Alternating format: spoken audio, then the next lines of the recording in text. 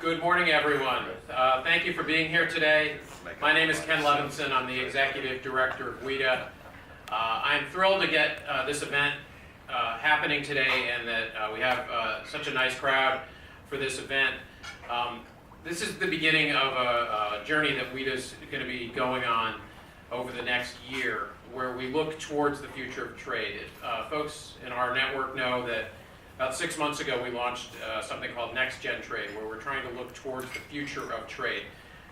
The events we've had this year, we've talked about a lot of the other things that are current in the news, things like NAFTA and China and dispute resolution issues and the trade deficits, all the things that have been in the news. And we will continue doing that over the next months and the next years.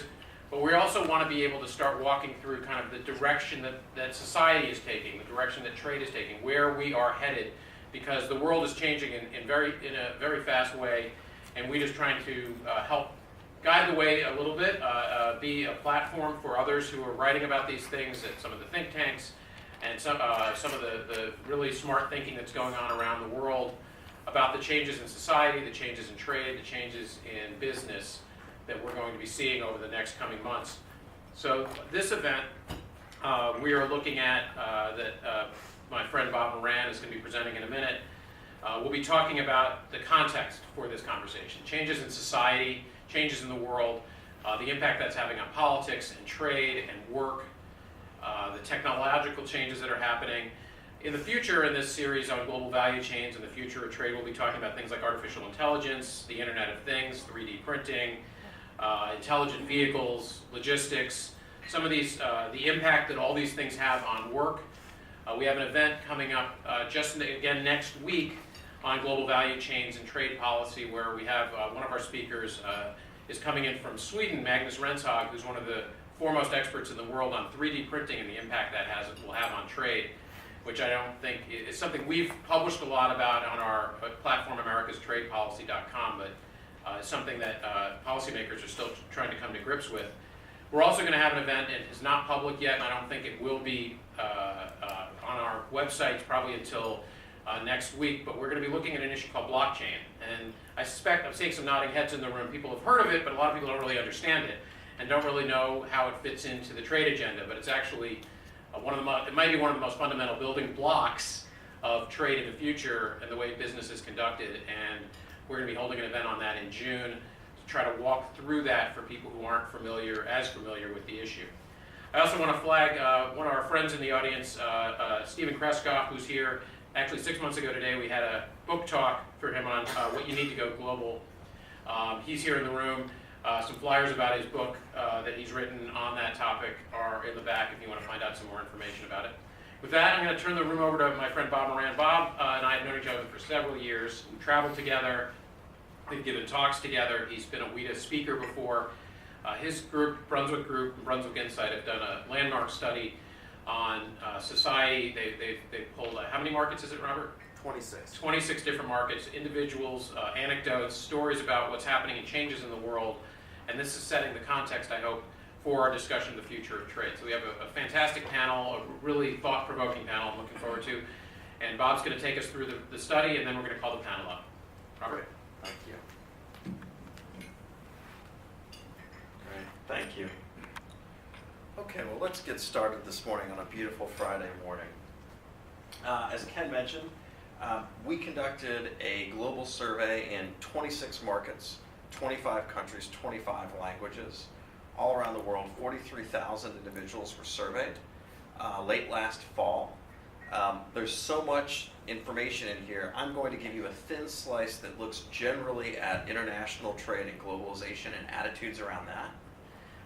But there's a lot more there. We asked quite a number of questions about how people, the likelihood of automation in their workplace, about how they felt things were going in their society, a number of other things. But we're going to focus largely on content that's, I think, relevant to this group today.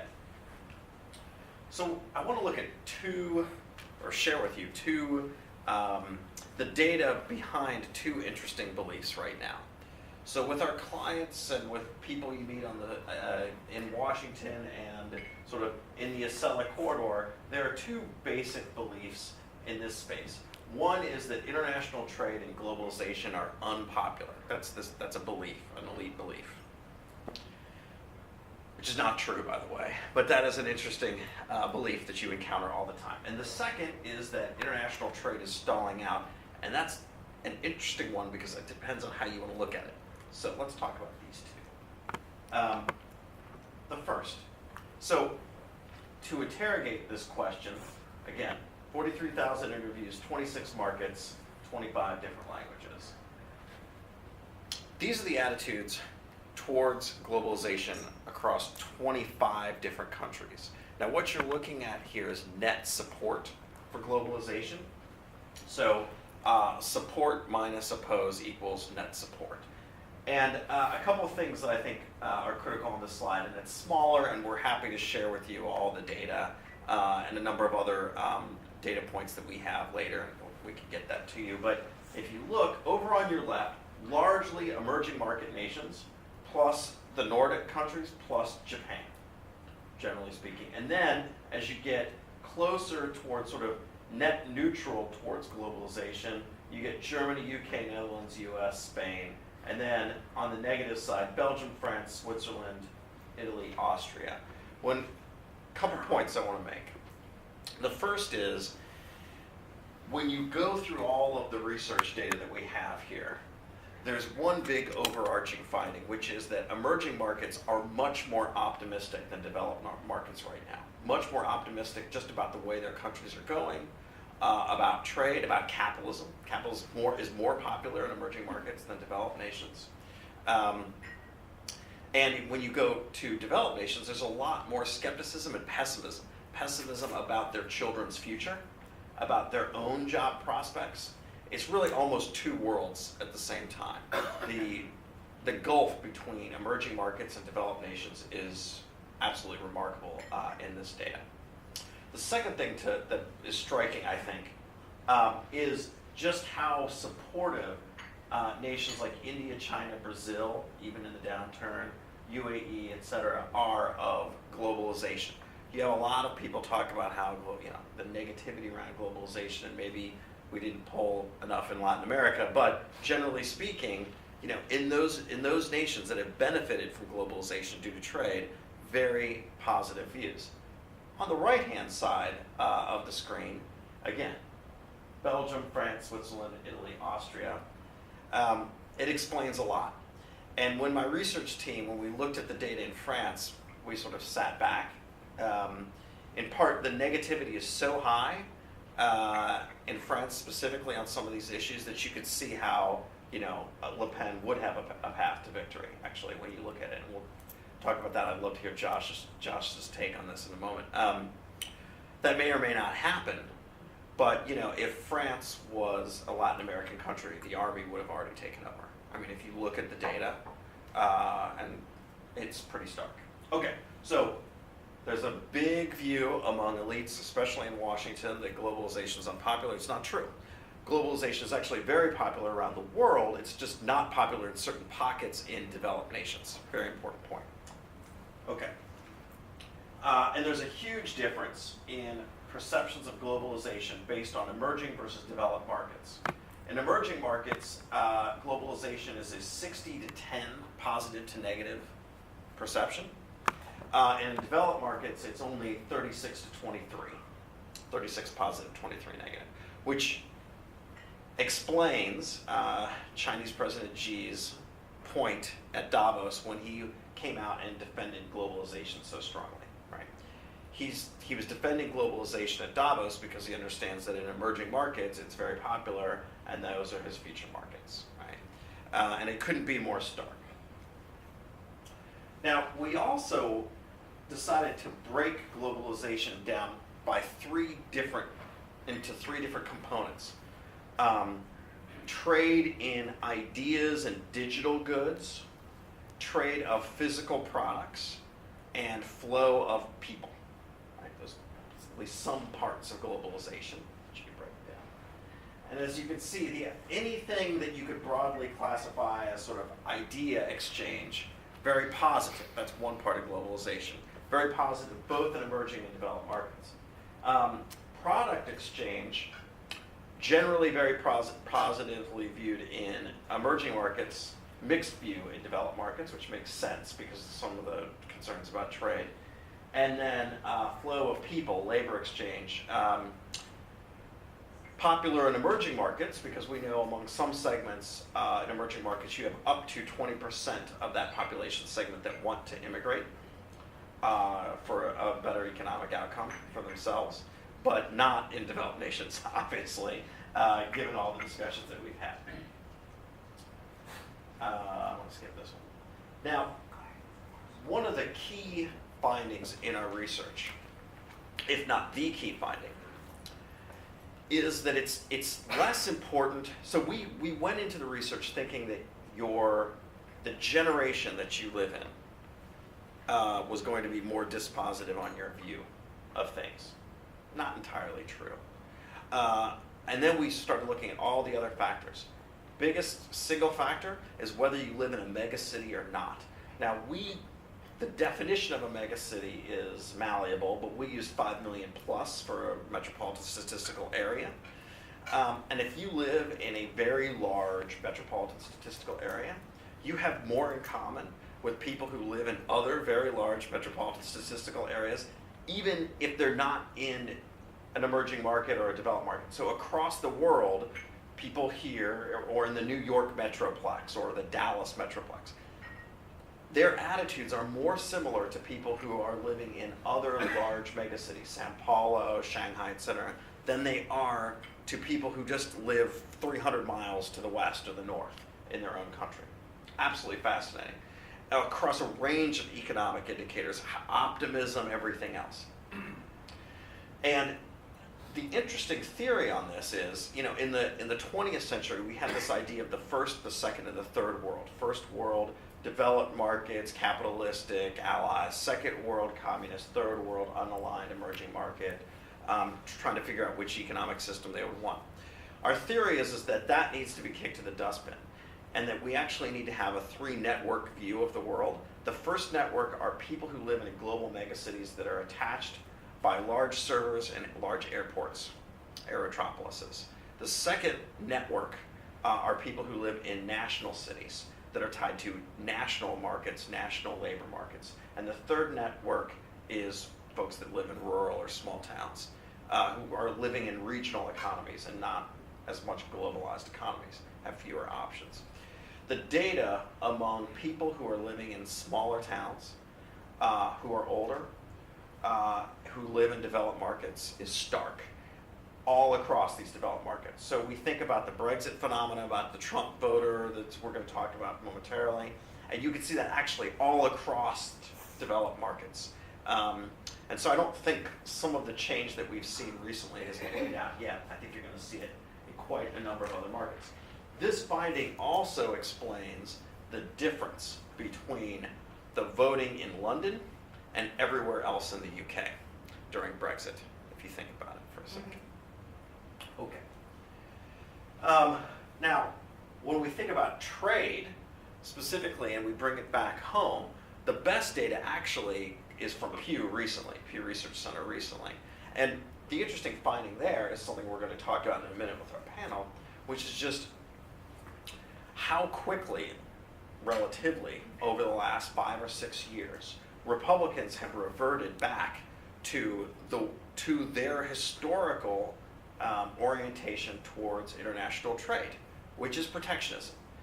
Because the Republican Party has basically, if you look at their voters, returned to their traditional 1870s, 1880s, 1890s view, which is trade protectionism.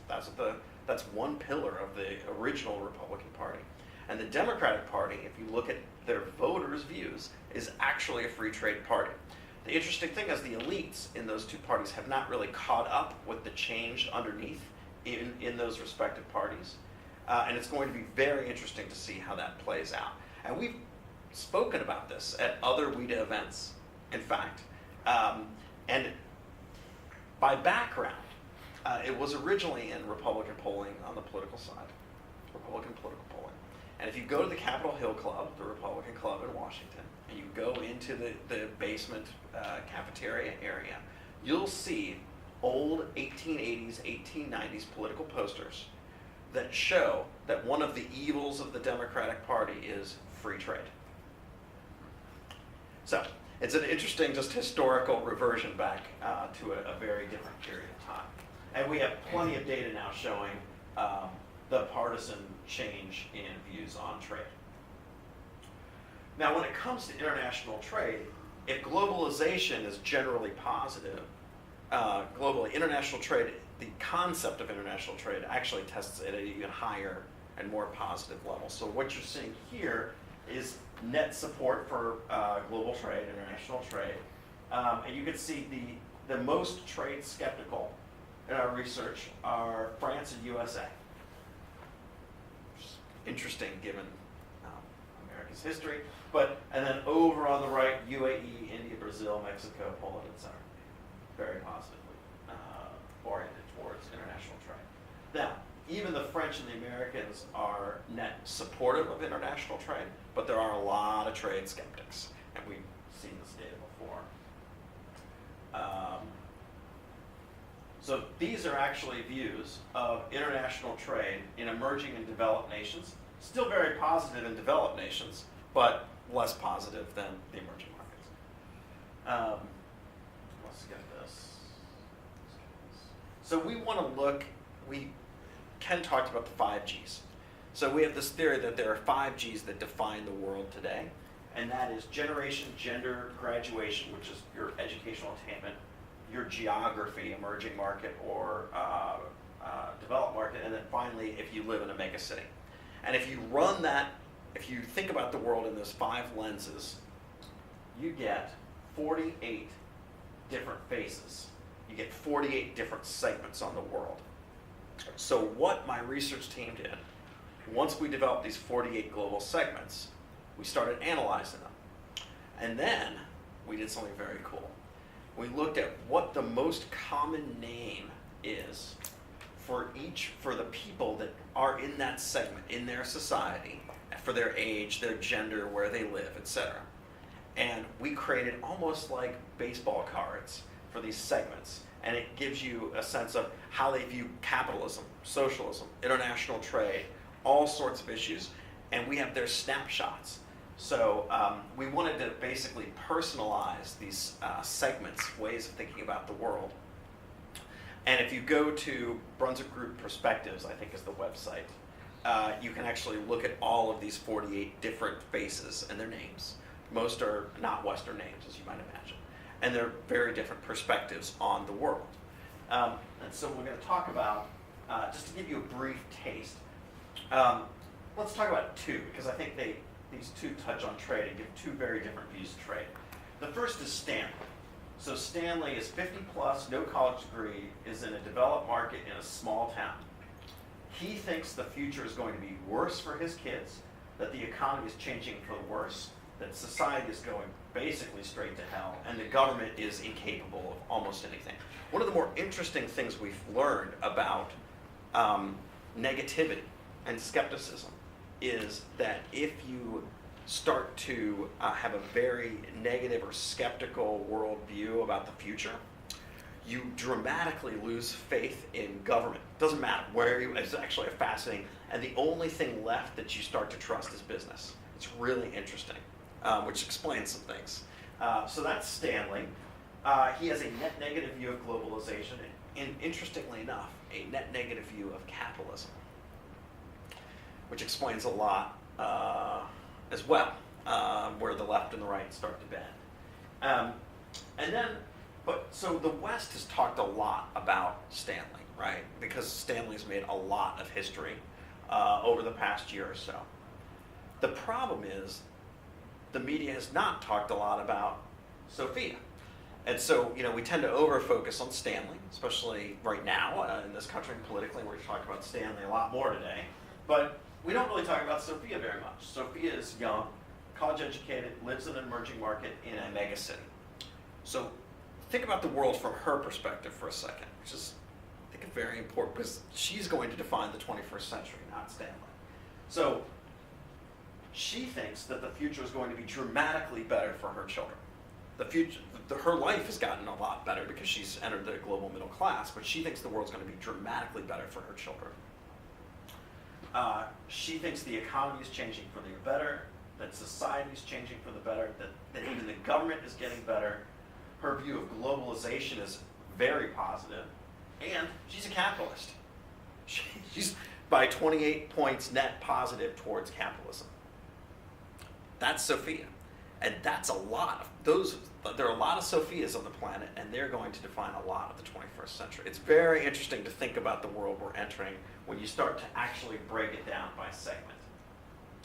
So the second one, real quick before we finish, and we'll finish up. The second belief is that international trade is stalling out. There's all sorts of data, but I want to just talk about this one because there's a recent McKinsey study that we've been locked on. So if you look at international trade flows recently, it looks like trade in physical goods appears to have plateaued, right, Ken? It's roughly plateaued. But what's interesting is you could look at it and say, aha, international trade is stalling out. But then McKinsey actually looked at another thing, which is the trade of digital goods and the flow of information, which is skyrocketing. And so what's interesting to our research team is that if you go back to thinking about globalization as three components, flows of information, flows of products, and flows of people, the flows of information are very, very positively viewed. And that is what's taking off like a rocket right now. So it may be, so at one level, trade of physical goods may be slowing or stalling out, but it may be that trade of digital goods is accelerating and we might be entering just a different phase of globalization. It's a very interesting issue. And with that, should we open up to questions or go right to the panel? Why don't we go to the panel, and Good. then we'll take questions, and I think everything will weave together, because you're up Beautiful. there and you can do both. Okay, great. All right. So with that, why don't we grab our panelists here and we'll get started.